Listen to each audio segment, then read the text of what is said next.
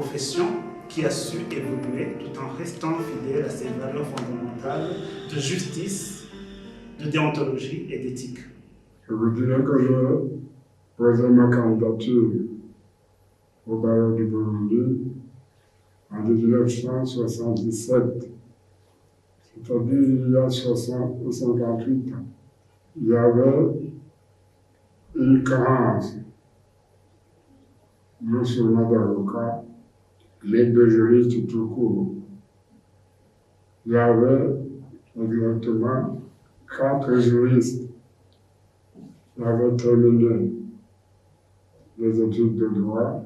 Le tout premier bâtonnier, Maître Niangoundi Étienne, qui fut le tout premier avocat et le tout premier bâtonnier, nous disait qu'il a été victime d'une injustice et d'une violation des règles justifiant l'existence d'un état de droit parce qu'il a été emprisonné pour avoir défendu ses clients.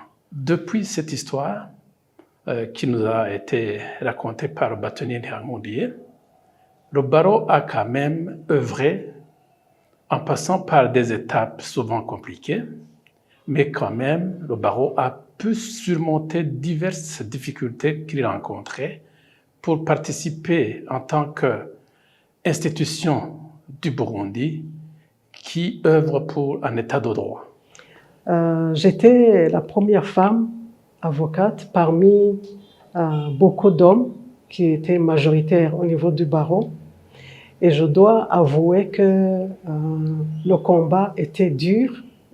Après moi, il y a eu beaucoup d'avocates qui ont adhéré à la profession et nous avons formé, disons, un front pour combattre et pour faire comprendre que la mission d'avocate, même si elle est rigoureuse, même si elle est dure, la femme a toutes les qualités et toutes les compétences de réussir.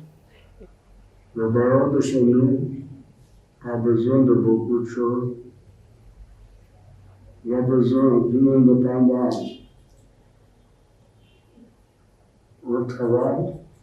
Il a besoin d'une bonne collaboration avec la magistrature et toutes les personnes qui dirigent la magistrature. Nous avons besoin d'orientation.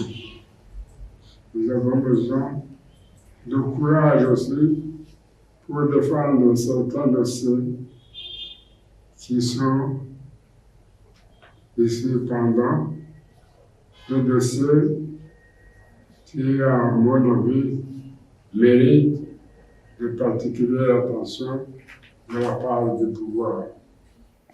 L'avocat a un rôle primordial parce que c'est lui qui est appelé à rester une bibliothèque des juges. Et une bibliothèque des juges, c'est quoi?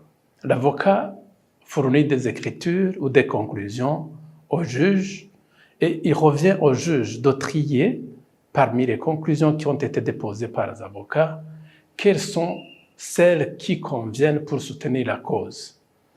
Et de cette manière, lorsque les avocats, très bien formés, très bien disciplinés, qui sont toujours mis à jour par une formation continue, produisent des écritures, des conclusions invincibles, le juge s'appuie sur ces conclusions pour rendre une décision juste et équitable. Le barreau du Burundi, à l'époque, aujourd'hui le barreau de Bujumbura, a toujours joué un grand rôle dans la société burundaise. Il a toujours été un grand pilier de l'indépendance de la justice. Il a toujours été un grand pilier de l'état de droit. Pas mal de choses ont été réalisées jusqu'ici et la technologie aidant, la mondialisation aidant et la compétence, la discipline, la déontologie de nos avocats aidant, nous allons accomplir de très grandes choses, non seulement sur le plan national, mais également sur le plan